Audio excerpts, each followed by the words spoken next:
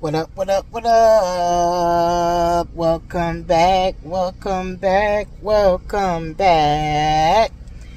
I'm going to insert a picture tomorrow of my haircut before I post this video so I don't have to hear my fab community talking about my hair. I haven't got a haircut since my lady came for her birthday. And I was actually trying to wait till Pride, but we had to take pictures for our badges, and that's when I realized how rough I was looking. You may or may not know I've been trying to hold these edges in from over bleaching my hair, so I have been using botana oil. That's neither here nor there. This video is nothing about that. This is my promised 1 year in Toledo update video. If you've been watching me, you know that I moved here last May, Mother's Day, to be a part of my grandson's growth, development, love, etc. So like, comment, subscribe, hit the notification bell, tell a friend to tell a friend, come right back. And I'm going to make this video real short and sweet because I'm sitting here waiting for my Walmart grocery pickup, and there's about 37 cars. So I'll be right back. Bitches not that type of nigga, just turn on the cam, boy. If it ain't about digits, don't move off my pivot. The fuck is you saying, boy? Got drove crazy by them hoes. Don't ride for your mans, boy. That shit Brody told, put your ass on the bench. All right. Toledo. First of all, I don't think I had ever heard much about Ohio before my grandbaby. Originally, the plan was for us to be in Detroit, and I was very scared. Scared for my safety, scared for that high-ass cost of living. So here we are in Toledo, and I did not have a smooth, seamless transition. Most of that is my fault. I did not wait for a job or an apartment. After I saw my grandbaby for Easter, I knew that I could not be away from him. When he was first born, he was like in the incubator, and so I could only put a finger on him. But when I came back to see him in March for Easter, right? That's when Easter was, end of March last year. I got to hold him. And I was there sometime 12 hours a day. So when it was time to leave him, I struggled bad. And when I got back home, I couldn't function. I couldn't focus. I started falling into depression and just tapping out. So against better judgment, I went ahead and relocated. I assumed I was going to be staying in a hotel for a couple of weeks, and then I would find an apartment. Well, those couple of weeks turned into May, June, July, August, September, October. 6 months. From May 12th to October 4th, I was in that hotel room. What? How? Hold on, bro. How?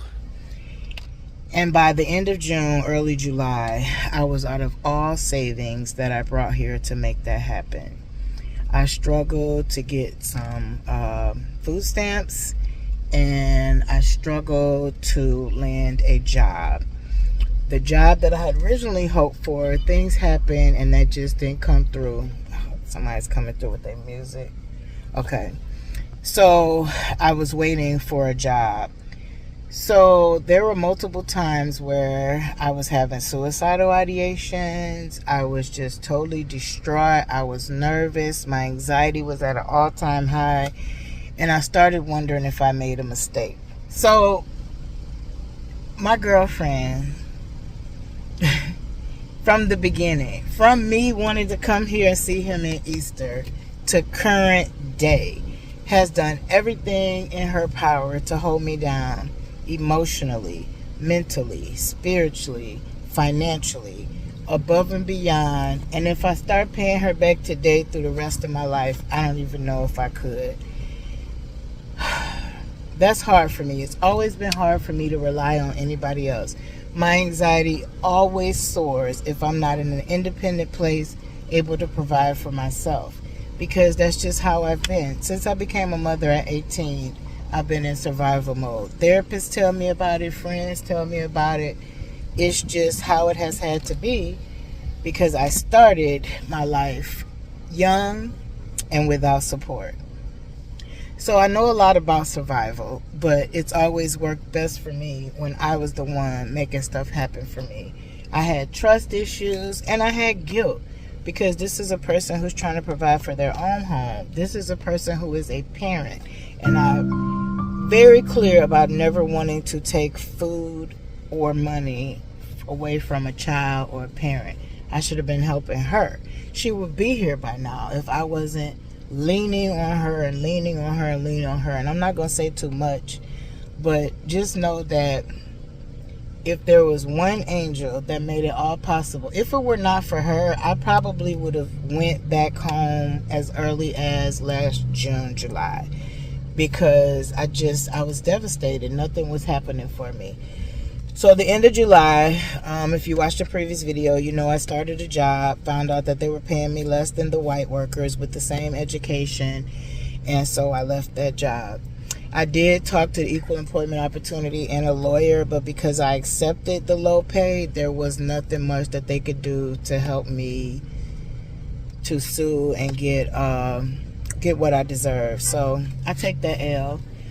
So then God placed me at this nursing home. It has been very stressful, very trying. I gave my 30-day notice twice and retracted it. My residents cried, begged me to stay, not to leave them. So I've been trying to fight through it. We've had state in our building for like 5 weeks. Never saw state stay more than 4 days. So that just speaks to the testament of what's going on. 80% of my day is my residents telling me what's not happening for them: showers, medication, food, root staff, and missing clothes. And I just have to hear the negative all day long. So people started feeling like I'm not a team player because I'm here for my residents and I'm holding them accountable for what's not happening. And we've been through 3-4 DONs, 3-4 administrators, and every time it seems a little more promising, but it's like I've had opportunities to go other places. I've declined because I really want to be a part of the success for my residents that I am with currently. So that itself has made it very stressful. When I moved in my apartment, that was very stressful. I was excited to be out of the hotel, but it was just overwhelming. I had to pay like $600 to have somebody bring the rest of my stuff from Rockford. And that was a trial that I won't speak too much on. I had furniture I ordered that had to be assembled. Back home, I always had my rent-a-husband. Here, I had no one. I begged coworkers, anybody to help me. I ended up doing my couch by myself. Damn near set that on fire.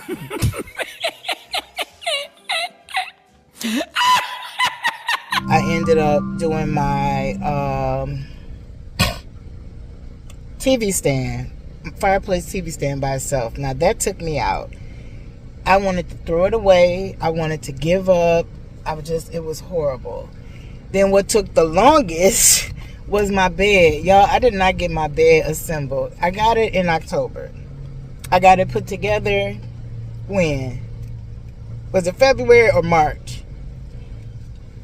Because my lady finally found somebody online. First she came here for our anniversary and tried to help me. And y'all, that got so bad, it ruined our anniversary. So that's when I knew I'm not touching that bed. We gonna find some help. So she helped me. We did. Should have been our first choice. Paid $75, got the bed put. That started giving me a little bit of normalcy. Then one weekend I didn't have the grandbaby, because that's another thing. When I come home from this job, I'm so stressed out. Like, stuff like this overwhelms me, especially since I was already here Tuesday. I have to do these errands through the week because I get my grandbaby on the weekends. So there was no time to like unpack and figure out where stuff was going. And I have storage issues. So I finally got the dining room done. Hold on, I think this is my order coming. A few moments later. Alright, I wanted to go ahead and finish up this video, but I don't feel like getting back on camera. So here we are. I'm home, I'm relaxed, and yeah. So I think I left off talking about when I finally got the boxes out of the dining room, which was probably less than a month ago. Don't judge me, judge your mammy. I'm happy about that. because I want to get my desk and chair in there, as my plan was get Parenting 911 Book 2 done this summer and start back on my doctorate program in August. I'm still hoping, praying, and believing in God to make that happen, but I'm just not comfortable spending money on furniture right now, so I'm trying to get a car. And I don't think, let's finish talking about the apartment, then I'll double back. So I feel really good about that, but the laugh is I still have to dummy down some more stuff in the hall closet and my room closet. But even if I continue to disperse my stuff, baby, I have realized that I'm gonna need that 2-bedroom ASAP. My coworker got a Lightning McQueen bed, her daughter, and I told her to hold it for me. Where is this bed gonna go, y'all? I'm talking about getting rid of my dresser. Girl, you need the dresser. Do I want to put it in the dining room? His room can't be the dining room if that's the office. Oh, God. And I need a backyard. It is so much stuff I'm seeing. Like, where are we going to go to it? Taking it up and putting it down every time at the park? Like, no. I feel like as a grandparent, y'all, I'm just supposed to have a house. I'm supposed to have a backyard. And I can't really do the tiny house thing no more because my baby needs space. It's amazing how one decision, not even your own, can change your whole freaking life. And I know you can hear the smile. Like, that ninja is worth it. I mean, let's face it. I done left people stranded in the rain. That ninja had me driving in a freaking blizzard. Do you hear me? Hey Siri, what's the weather like today?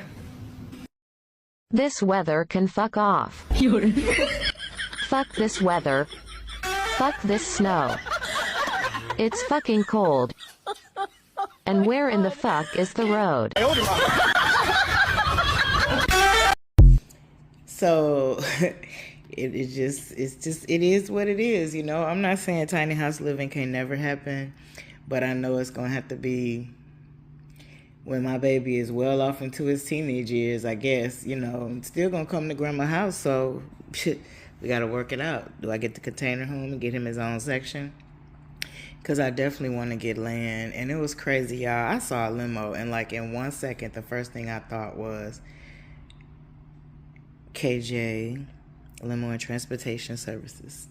Anyway, back to the house. So the bathroom, that got done right away. Y'all know I always do that. And it is time for me to change my bathroom. You know, I usually do it every 6 months.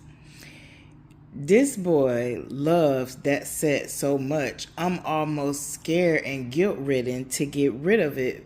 And I honestly think that KJ thinks the lady on there is his mom, because he is just smitten with that whole setup. So that's that on the bathroom. The room and the living room, really, my baby's going to help me when she comes again to put the wall stuff up. Like my pictures that I have, my, art.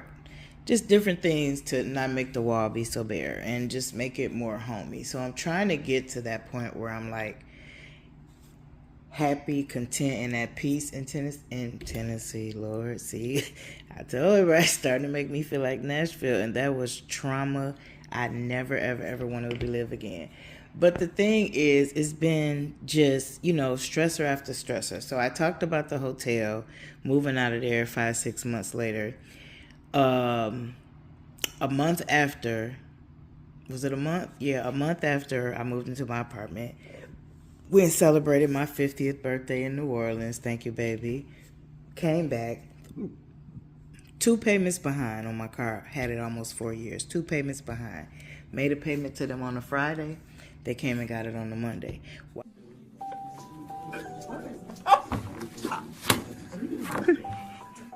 Why didn't you just say you wanted more money?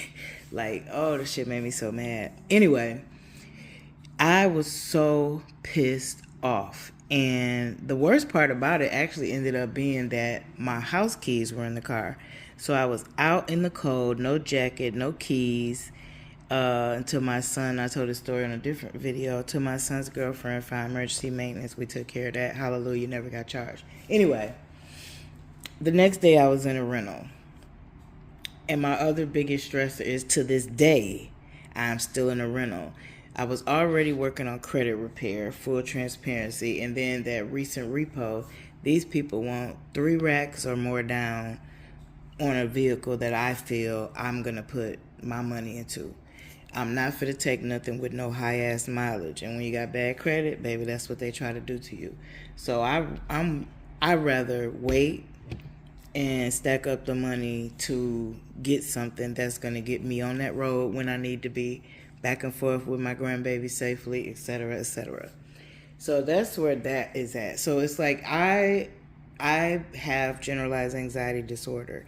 What that looks to the common person is like pessimism. I'm never scanning for what's right. Anxiety is always scanning for what's wrong. So I'm stressing every day because I'm not in my own vehicle, and it takes people like my girlfriend or God to pause me and be like, but you got transportation.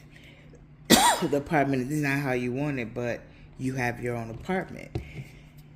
You know, it's like you really have to have that attitude of gratitude, because what you're thinking on expands. So if I'm always thinking lack, I'm just getting more lack. And I had to really pause for the cause, even as I was thinking about doing this video, because it's like, here I am, you know, still woe is me and about all that time and trauma in the hotel, and, you know, how it almost led me back to Rockford, and how it made me like want to tap out, and all of that is based on my illness and my survival mentality, because I never missed a beat. I continued to have housing. Not only did I have my needs met, I had my wants met. I was eating what I wanted to eat, doing what I wanted to do, spending amazing time with my grandbaby when I first got here, 10 to 12 hours a day at his mom and them house. Just, I couldn't get enough of him, and still can't. Hate every day that I have to freaking work instead of like being a retired full-time granny. Like, please, y'all, manifest that for me.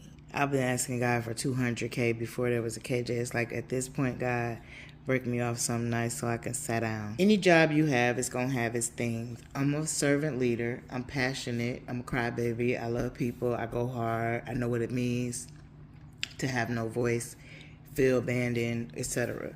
So I go hard as hell for my residents. If I didn't, I probably wouldn't be so stressed out every day. I just have to manage it, because before it was anxiety. Now you got anxiety, high blood pressure, high cholesterol, diabetes, and I'm not trying to stroke out behind no job. I'm trying to get healthier for my nana boy. So that's where I have to find my balance. But my lady has been working diligently to find me a therapist. You know, and I always say, I'm looking back at the beauty and the serenity I had in Madison when I walked to that water. I look back at how much I loved my car, and it was everything I wanted, right? But when you could also look back at, I hated my apartment in Madison. I didn't even sleep in the bedroom. I was still away from family. I had my periods of aloneness. So if I get a car, the serenity was walking out my door, going in my backyard, and walking to that beautiful water and a beautiful sunset on the water every night. Oh my God, I miss it. Let me go ahead and throw a clip in here. So it's like, I was always comparing Toledo to Madison, but in Madison, I didn't have KJ.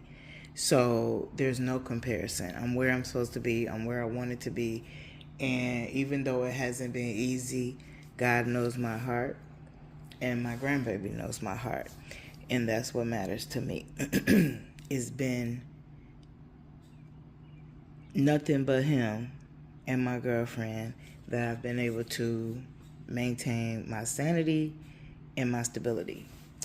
So I got a good ass job, and I got a raise when he thought I was leaving. So no complaints about that. I just need people that come in every day to take care of people, to actually do it and actually care about the people and actually I could go on and on and on. If you ever worked in a nursing home environment or know somebody who does, they probably already told you. And if you yourself do, you already know. And if you have a loved one there, go every day. Go every day, odd times of the day. Don't tell nobody you come and look for things. Check on your people. You know how people say when they post an accident or whatever? Like, if you got people in nursing home, check on your people.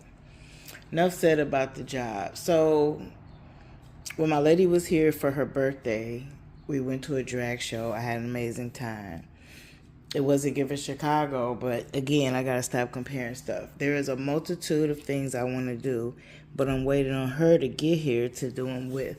So I can't cheat Toledo like, oh, it's so boring, there's nothing to do here.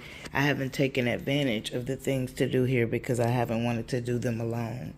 I plan on getting outside with KJ this summer. I already went to the zoo myself, but I want to take him. We're going to hit up some parks.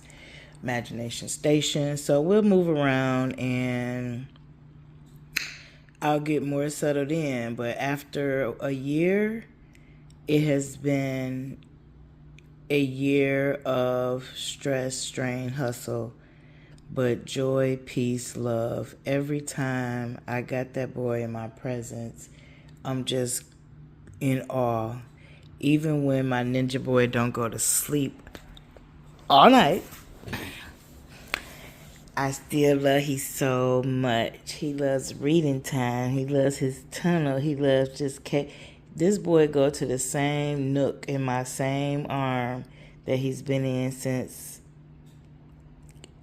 March of last year when I started holding him. And it's just like there's no fuller feeling. You know, it's everything God knew I needed. And I just have an amazing time. And when I'm not with him, I'm looking at his pictures and I'm looking at when I tell y'all I done bought storage, memory, Google One, I don't know how much, I don't care because I can't stop taking pictures and I can't stop looking at him. So he has just surrounded my whole heart. And I'm so grateful to God for the ability to be a part of his world. And yeah, the ninja been walking last weekend, doing the most. It's time to upgrade and put the latches on the cabinets. Thinking I'm gonna have to put my TV up higher. The little boy gonna be tall like his daddy. Oh my God, I could talk about him forever, y'all. So that's the 1 year update. I mean, it can't get no more detailed than that. Not that I think of. If I missed anything, it wasn't on purpose. I've always been transparent. Don't have a problem with that. Tell people your test, and they'll understand when you shouting and hollering about your testimony, your breakthrough. But God has been good to me. Always has.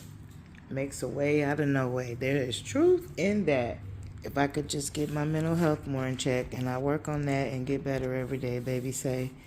She called me her lion, and the way she pour into me, she literally make me feel like a lion some days, because I don't be wanting to do it. Oh my God, I be tapping out on life. She will tell you. And she just keep pouring and keep believing and keep encouraging, and I just jump back on the saddle. But yeah, I got to get this PhD and start my own consulting, foundation, group homes, because man, clocking in and having people walk all over what you try to do, you know, my residents love me to death, but y'all know the politics and the administration and the, you know, it's just like it be so much going on that I think after 50 years of living, like, I just want to be different. Like, I want to have my own schedule, pour into my own vision, do what I do, walk the walk instead of talk the talk. I've talked amongst people who talked it and walked it. And here I am still talking. So, my focus is credit repair, being a healthier Nana. And, yeah. Establishing myself. But I can't say how much longer I want to try to be here, because, baby, have y'all seen the Bangkok videos? I know everybody gonna try to speak on that little tornado, hurricane, whatever went through there, earthquake. They all right. Cost of living, the way they treat brown people, it's looking real good. And when I said something to my son and he said, KJ, mom have been looking, ooh, God loves me, because I can't go nowhere without Bowie. Like, comment, subscribe, hit the notification bell. Hope y'all enjoyed this video update, etc. You know, life is lifing for sure. I don't have much opportunity for free time. I done missed a message from baby already. But I'm trying to be committed and stay intact with my community. And one day, you know, we'll be back to more fuller time and different audience and better engagement and all those things I claim for us in the Fab community. Namaste. Won't post for no pictures, not that type of nigga. Just turn on the cam, boy. If it ain't about digits, don't move off my pivot. The fuck is you saying, boy?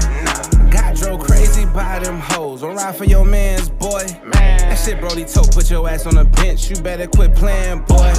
And we coming back.